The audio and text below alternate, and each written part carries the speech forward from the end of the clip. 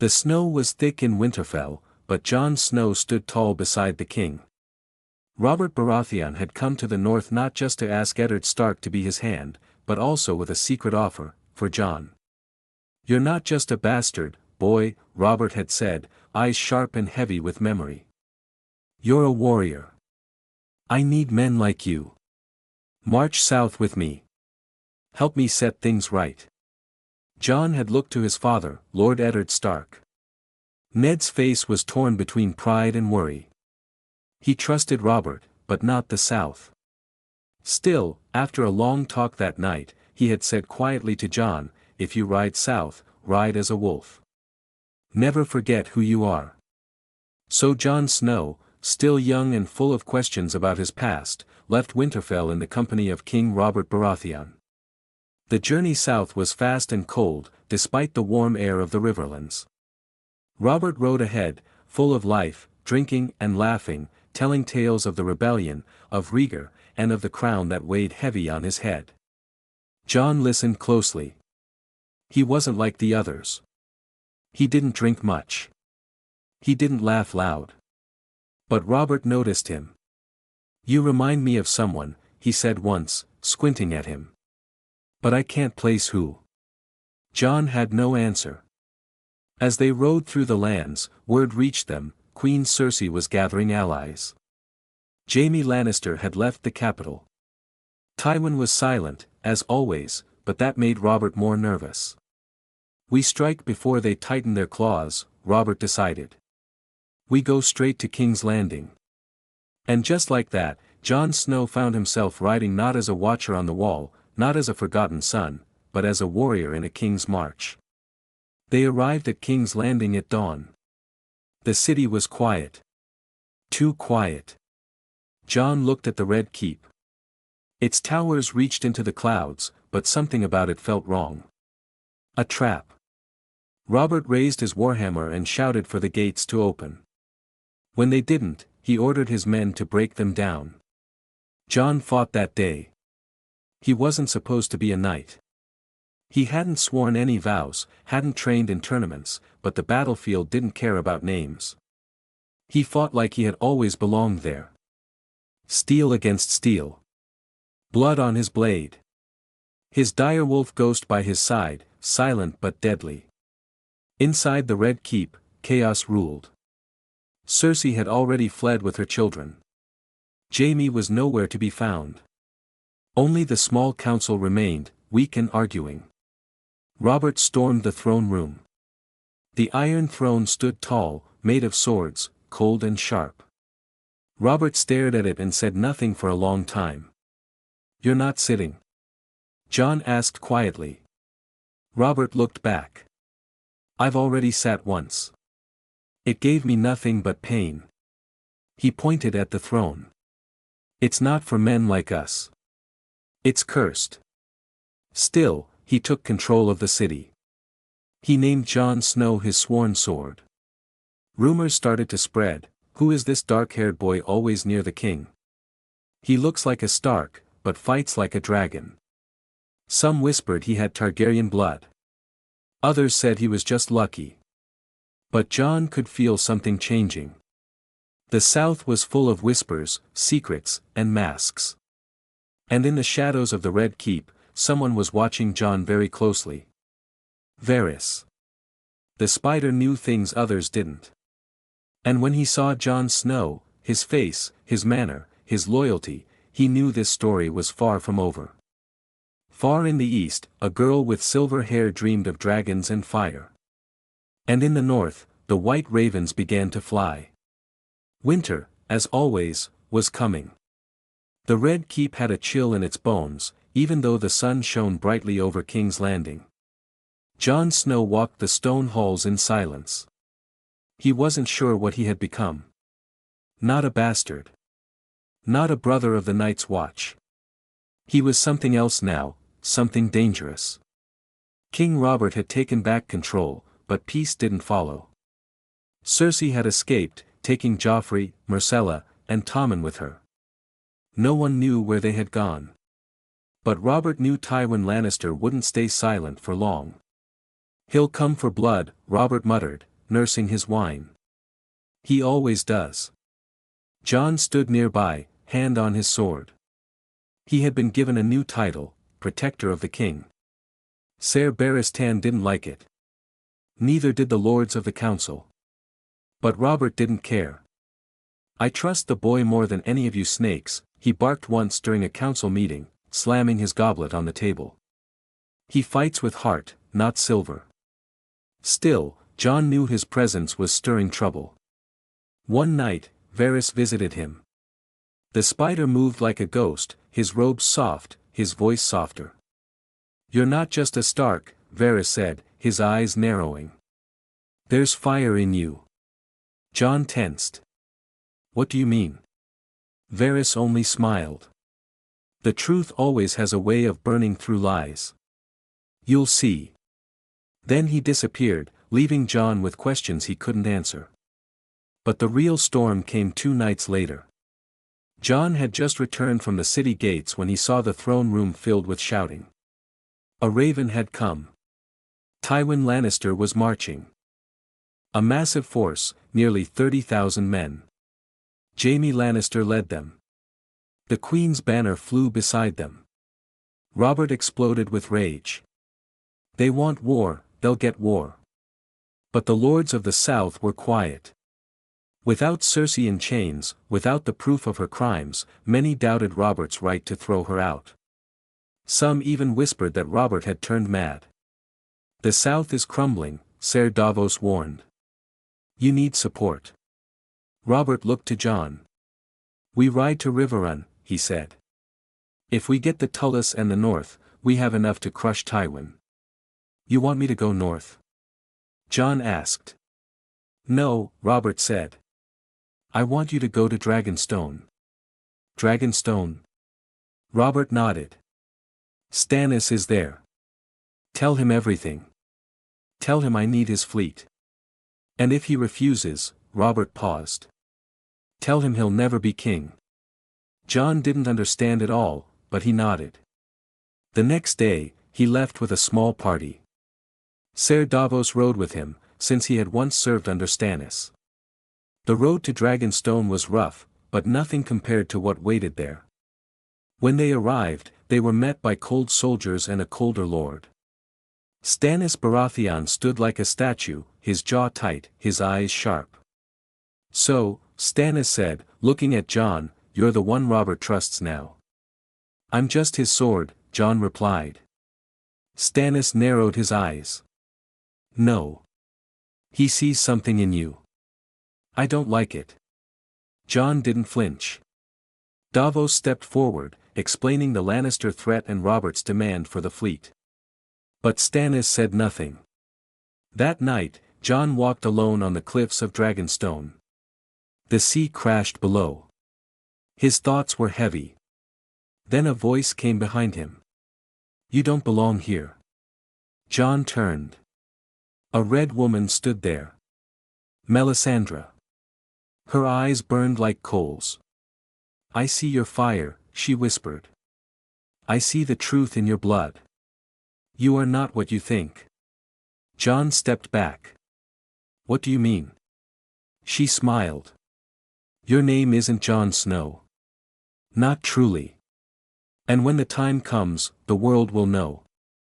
He stared at her, heart pounding. But before he could speak, horns blew from the watchtowers. A ship was sailing into the harbor. A royal ship. But it wasn't Robert. It was Queen Cersei. With her children. And gold. And Lannister men. Dragonstone was no longer safe. Jon rushed to warn Davos and Stannis. But by then, it was too late. Cersei had already stepped onto the shore. And she brought more than soldiers. She brought secrets. Secrets that could break kingdoms. The air around Dragonstone turned thick with tension as Queen Cersei stepped off the ship. Her golden hair blew in the cold wind, but her eyes were full of fire. Behind her came her 3 children and a dozen red-cloaked Lannister guards. She wore no crown, but she didn't need one. Her presence alone screamed power. Stannis watched her from the castle walls, his jaw clenched so hard it looked like it might crack. "She's come to poison everything," he muttered. Davos turned to Jon. "We need to leave. Now." But Jon didn't move. He was watching Cersei. Her eyes had found him in the crowd. She didn't blink. Didn't look away. She knew him. That same night, Stannis held council in the war room. Jon stood to one side, his cloak still dusty from the road. "She's come with bribes," Stannis said. "Gold. Words. Lies. She'll try to turn your men," Davos warned. Jon stayed silent, until Stannis turned to him. "Well? You've stood near her. What do you see?" Jon looked around. "She'll offer everything, but never forget, she's cornered. That makes her twice as dangerous." The next morning, Cersei sent word. She wanted to speak to Jon Snow. Alone. Stannis refused, but Jon didn't. "She's not afraid of me," he said. "Let's find out why." They met in a quiet chamber below the keep, lit by a single window. She sat at a stone table, her hands folded neatly. "You look like your father," she said as he walked in. Jon didn't reply. Cersei smiled faintly. "Though I doubt Eddard Stark ever had your fire. There's something else in you, something older." "What do you want?" Jon asked, voice low. She leaned forward. "I want peace." Jon laughed once, bitter. "You came here with soldiers." "To protect my children," she replied coldly. "Do you think I'd leave them in King's Landing with Robert? He would kill Joffrey the first chance he got." "Maybe he should," Jon said. Her smile vanished. "You think you know war, Jon Snow? You know nothing. You think Robert is a just king? He's a drunk with a hammer. He hates everything he can't control. And soon, that includes you." Jon stiffened. "What do you mean?" She rose from her chair, slowly walking around the table toward him. "I've seen the way he looks at you," she whispered. "With curiosity, with guilt. Tell me, bastard of Winterfell, have you ever wondered who your mother was?" Jon's heart jumped. She smiled again. "Of course you have." Jon grabbed her wrist. "Tell me what you know." She didn't flinch. "Let go, or my guards come in here screaming." He did. She stepped back, rubbing her wrist gently. "You'll learn the truth soon," she said. "But when you do, remember, Robert doesn't love you. He fears what you are." And with that, she walked away. Jon stood frozen for a long time. Later, Davos found him alone in the courtyard. "What did she say?" the smuggler asked. Jon looked at him, eyes dark. "Nothing that makes sense." But it did. Deep inside, it made too much sense. The dreams. The way Ned had always been quiet about his mother. The look in Robert's eyes sometimes, not kindness, but regret. That night, Melisandre came to him again. "I told you," she said. "You are not Jon Snow." "Then who am I?" he asked. She touched his chest, over his heart. "You are fire. You are blood. You are the song that hasn't been sung yet." Jon pulled away from her. "I don't care about prophecies." "You will," she said. "Because your enemies already do." The next morning, horns blew from the watchtower again. A raven had come from King's Landing. Robert was dead. Poisoned. The letter was sealed with blood. Stannis stood in silence as the message was read aloud. His face was stone, but his eyes burned. "They murdered him," he said. Jon felt the world spin. Robert, gone. Just like that. "They'll crown Joffrey," Davos whispered. "The boy. With Cersei ruling behind him." "No," Stannis said, stepping forward. The throne is mine by right. And what of Jon Snow? Melisandre said suddenly. All eyes turned. Davos blinked. He's not. He's more than any of you know, she said. Jon felt every eye in the room on him. For the first time, he didn't feel like a sword. He felt like a piece in a game he didn't understand. But soon, he would. Because in the ashes of Robert's death, something new was rising. Not a king. A secret. And it had Jon's name written in fire. The halls of Dragonstone echoed with silence after the news of Robert's death. Even the sea outside seemed to roar louder, as if the world itself was mourning. Jon Snow stood on the battlements, the wind pulling at his cloak, his thoughts buried under waves of confusion and rage. Robert was dead. Poisoned. And now, Cersei's boy, Joffrey, would wear the crown. He wasn't ready. But neither was Jon.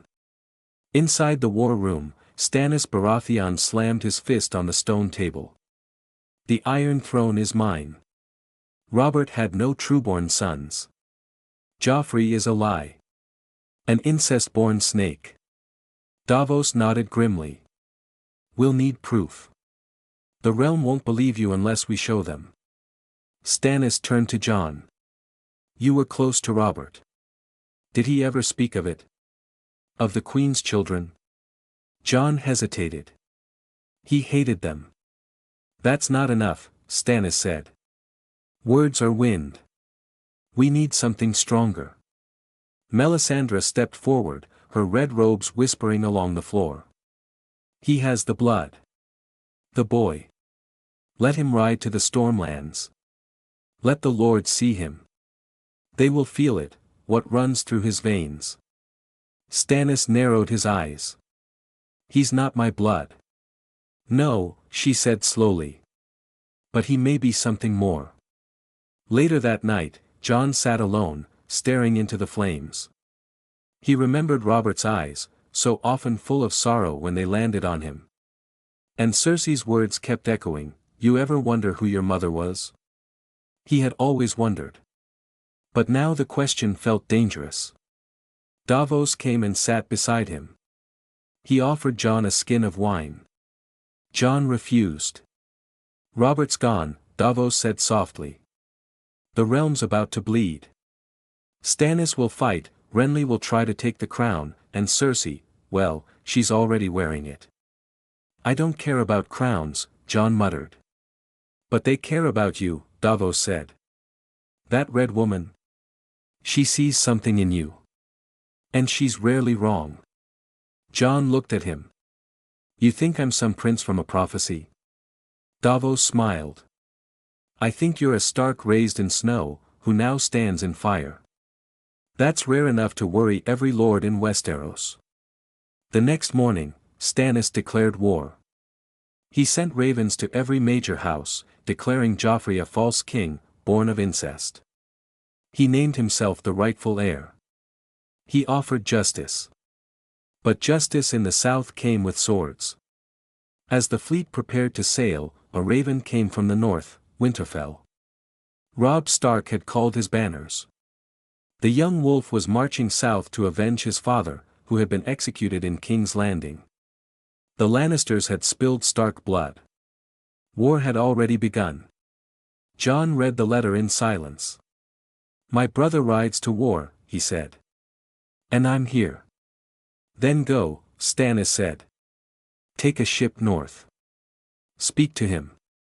If he bends the knee to me, I'll make him warden of the north. Jon shook his head. Robb won't bend. Then he'll fall.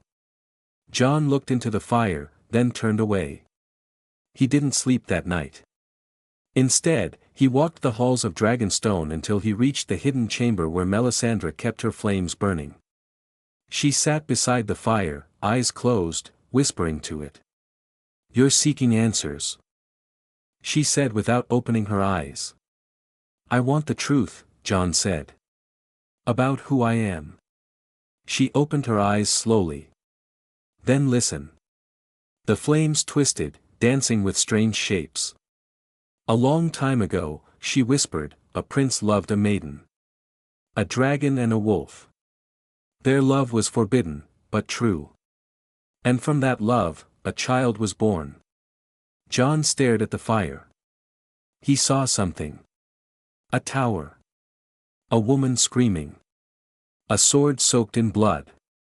He staggered back. No, he breathed. Yes, Melisandre said. Your father was not Eddard Stark. Your father was Rhaegar Targaryen. And your mother was Lyanna. Jon felt as if the world had been ripped from under his feet.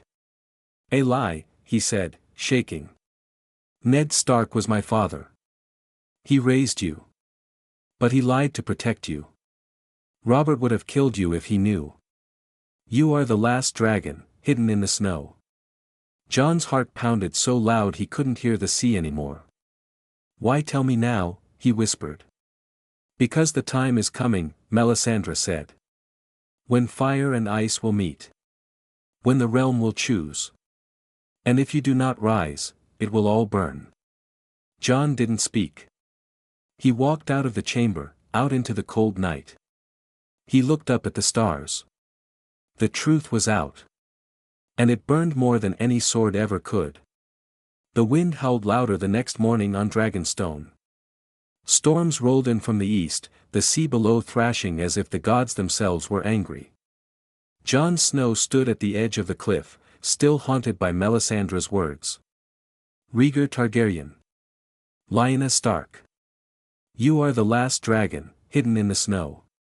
He had not slept. The name, Targaryen, felt like poison on his tongue, but deep down, a part of him had always known he didn't belong in Winterfell, not truly. Ned Stark had loved him, protected him, but never claimed him. Never looked him in the eye when asked about his mother. And now it made sense. Jon was not just a Stark. He was the blood of two dead legends, and the living key to a throne soaked in blood. Later that day, the fleet was preparing to sail. Stannis Baratheon had declared himself king, and Dragonstone was now a kingdom in rebellion. Banners were flying, armor was sharpened, ships stocked with fire and steel. But before Jon could board any ship, Ser Davos found him. You're leaving? Davos asked, noticing Jon's packed horse. I need to go north, Jon said. To my brother. He marches for vengeance, and he doesn't know the truth about me, or the danger ahead. Davos frowned. You think he'll care who your father was? Robb Stark raised a sword because of Ned. That won't change. I'm not going to claim anything, Jon said. I just need to stand with him. I can't sit on Dragonstone and play a part in another man's war while my family fights and dies. Davos nodded slowly. A good man once told me, loyalty can be a sword too. Just be careful which way you swing it. Before he left, Jon met Stannis one last time in the throne room of Dragonstone. You ride to Robb, Stannis said, not asking, just knowing. I do. He'll refuse to bend the knee.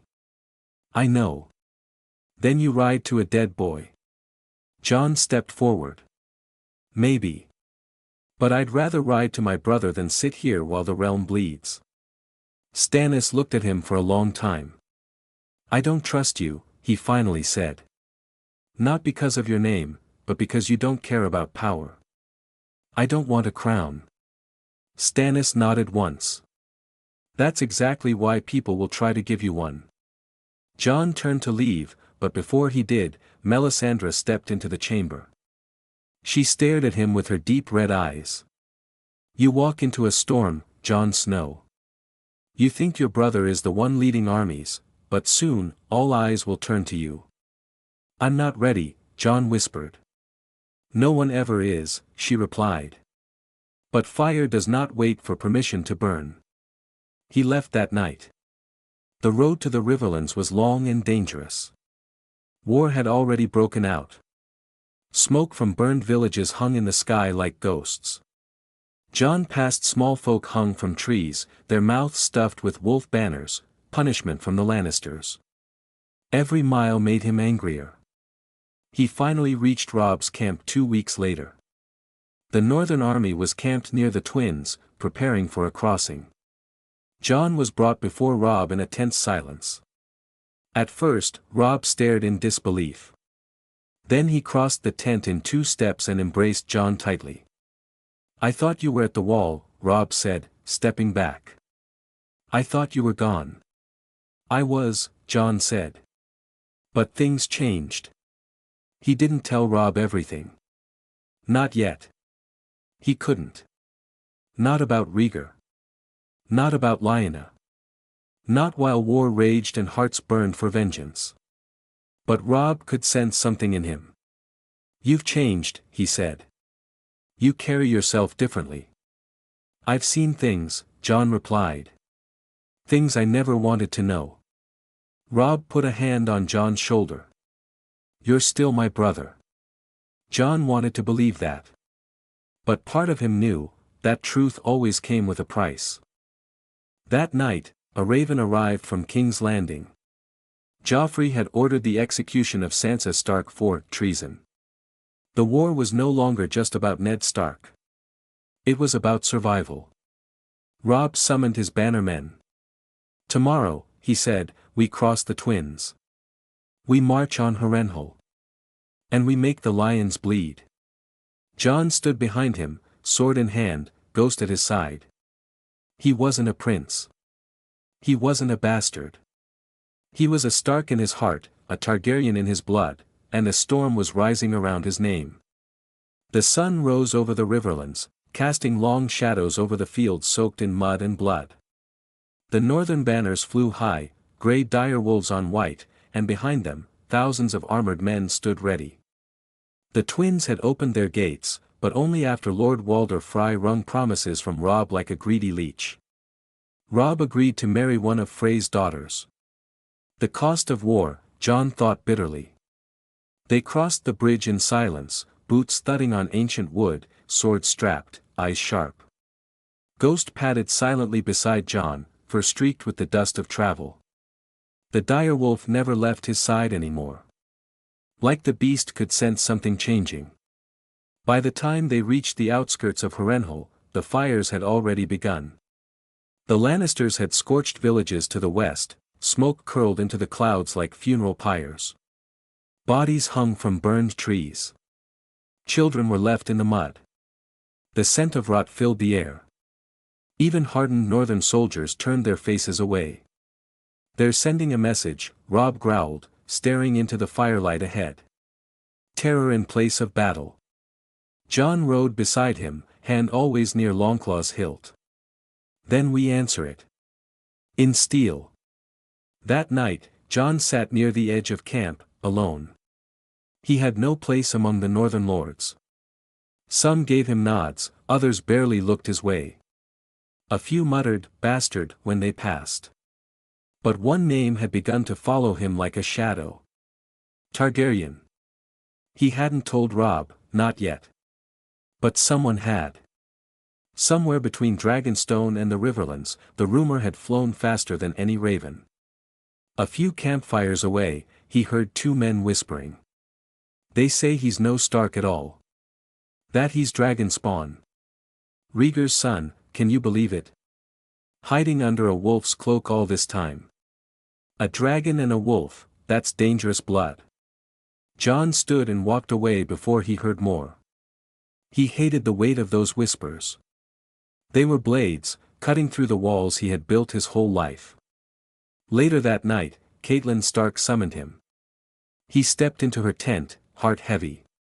She sat by the table, a letter open before her, face pale as snow. She didn't speak for a long time. Then, "Is it true?" Jon froze. She looked up at him, eyes cold but tired. "Your blood. Your parents." He nodded slowly. "I didn't ask for it." Her voice trembled, but it wasn't anger, it was something deeper. "Ned lied to me, for years. I hated you, Jon. I blamed you for his silence. I thought you were his sin." Jon looked down. "I wanted to believe he'd never dishonor me, but the truth was worse. He never did. He was only protecting his sister. And you? I didn't know either, Jon said, softly. I know. Her voice cracked. But now the realm will. And you must understand, some will want you to claim the throne. I don't want it. She looked at him, pain in her eyes. That doesn't matter. The next day, scouts returned with news. Tywin Lannister was nearby. Harrenhal had been abandoned, emptied by Gregor Clegane after finishing his slaughter. But Tywin's army was vast and waiting just beyond the Blackwater. Robb planned a night assault. We strike before they expect. Take their forward camp, scatter them, then retreat. Jon offered to lead one of the vanguard groups. Robb hesitated. You're not sworn to me, Jon. If something happens. I'm your brother, Jon said. And I know how to fight in the dark.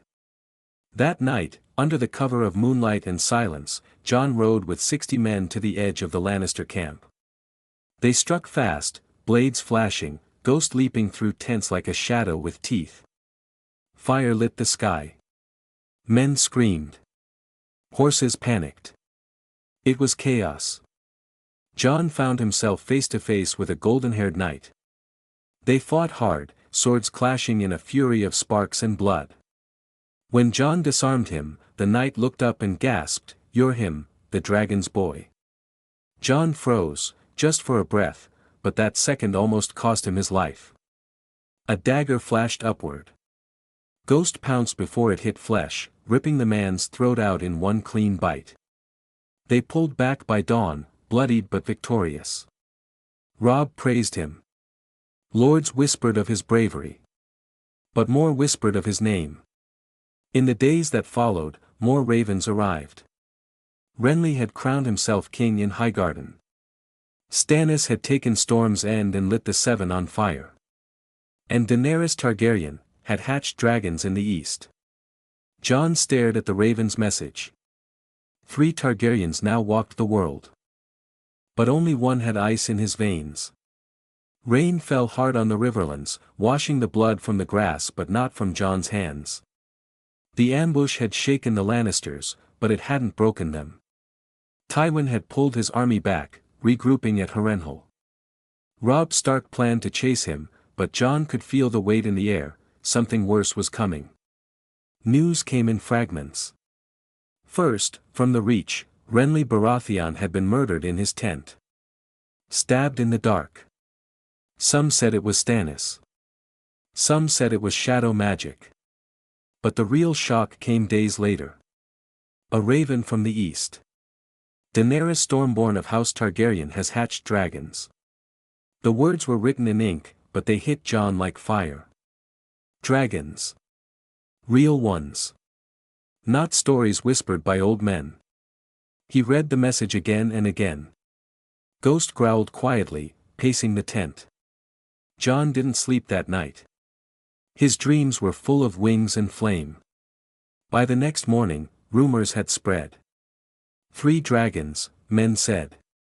The last Targaryen rides again. But some said there were 2. She's not the only one, they whispered.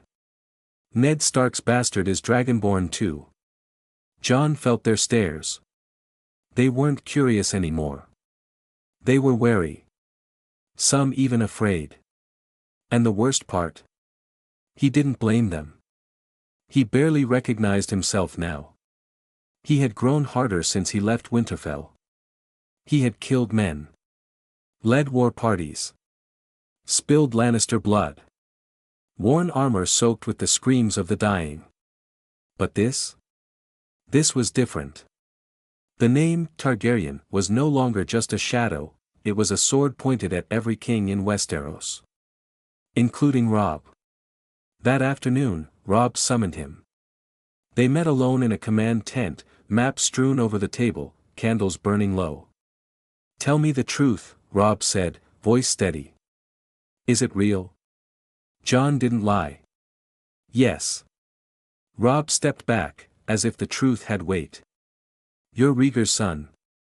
Jon nodded. "So they say." Ned never told me. I only learned on Dragonstone, from Stannis. From Melisandre. And I didn't believe it. I still don't know if I want to. Robb looked down at the map, hands on the table. Do you know what people are saying? That there are 2 dragons now. One in the east. One in the north. And both with a claim to the Iron Throne. Jon spoke quietly. I don't want the throne, Robb. But they might want it for you, Robb said. The lords. The south. Even Stannis. They'll use your blood to break mine. Jon's voice was calm but firm. I didn't ask for this. Robb looked up at him, pain flashing across his face. Neither did I. For a long moment, they just stood there, brothers divided by blood not their own. Then Robb walked around the table and placed a hand on Jon's shoulder. You're still my brother, he said. But we walk 2 paths now. Yours is fire. Mine is war. Jon nodded, unsure if those 2 paths would one day cross blades. That night, Lord Roose Bolton arrived with news. Tywin Lannister had pulled his army back to defend King's Landing. Not from Robb. From Stannis. Stannis had taken Dragonstone, then Storm's End. Now his fleet was sailing for King's Landing, and he had the Red Woman by his side. The capital was in chaos. And for the first time, it was vulnerable. Joffrey has no friends left, Roose said. Renly is dead. The Tyrells are uncommitted. The crown is cracking. Some lords looked to Robb. But more, looked to Jon. They spoke in hushed tones. Stannis has the fleet. Daenerys has dragons. But Jon Snow, he has the blood of both wolf and dragon. That same night, a raven arrived. Not from King's Landing. Not from the south. From Castle Black. Jon read the message in silence. The dead are moving. Beyond the wall. We need help. The watch is failing. It was signed by Maester Aemon. Jon's hand trembled as he held the parchment. A choice was pulling him in every direction. One led south, toward power and war. One led east, toward fire and dragons. But the most dangerous path was the one behind him. North. To the wall. To the cold. To the dead. That night, he packed quietly. Robb came to his tent before dawn. You're leaving. I have to. Robb nodded.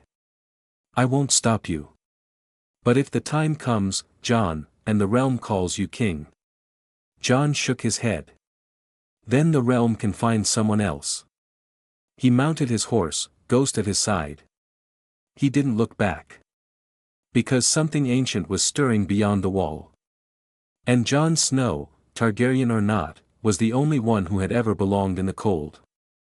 The wind screamed louder the farther north Jon Snow rode. Every mile took him deeper into the frost-covered lands of his youth. The riverlands disappeared behind him like a bad dream, and the trees grew taller, darker, and quieter. Ghost ran ahead in silence, his white fur blending into the snow, eyes glowing like twin lanterns. Jon kept his eyes forward. He was riding toward the wall. But the truth? He was riding toward the end of the world. When Castle Black came into view, it didn't feel like coming home. It felt like returning to a place that had already been buried by time. The gates opened slowly, creaking under ice. Men in black stood waiting, fewer than he remembered, many of them tired and thin. The Lord Commander met him near the courtyard. Jeor Mormont was older, colder. His face was carved from stone. You shouldn't have come, the old bear said. I read your raven, Jon replied. You said the dead are moving. And they are, Mormont said. But this is no longer a fight for bastards and brothers. This is something worse. That night, Jon sat in the war room, surrounded by maps of the north and burning torches that gave off little heat. The stories poured out like blood. White walkers sighted beyond the frost fangs. Whole villages swallowed by silence. Rangers who never returned. And worse still, rumors of a figure in the snow, tall and crowned with ice, riding a dead horse. The Night King. Jon listened, heart sinking with every word. This wasn't just about the wall anymore. This was about life, and what waited to devour it. He looked down at his gloved hands. "I've fought men," he said quietly. "Lannisters. Betrayers. But this is death," Mormont said. "And death doesn't care who your father was." For once, Jon was grateful. Maybe the dead wouldn't ask if he was Targaryen or Stark. Maybe they would just come for his throat like they did everyone else. The next morning, he joined a small ranging party heading north. 5 men. Ghost. And cold steel. They moved like shadows through the snow. The first village they found was abandoned. No blood. No screams. Just cold bowls on tables. Frozen toys in the snow. Doors hanging open. Jon stepped into one of the homes, the air inside colder than outside. A child's shoe lay by the fire pit. But there was no fire. No bodies. Only silence. "They didn't run," one of the rangers said. "They were taken." Farther north, they found the bodies. Frozen to trees. Eyes open. Mouths twisted. Jon's breath caught. This wasn't war. This was a message. The ranger beside him whispered, "They're coming." That night, as they camped near a river of ice, the world grew too quiet. Not even wind. Ghost stood up suddenly, teeth bared. And then they heard it. The crunch of snow.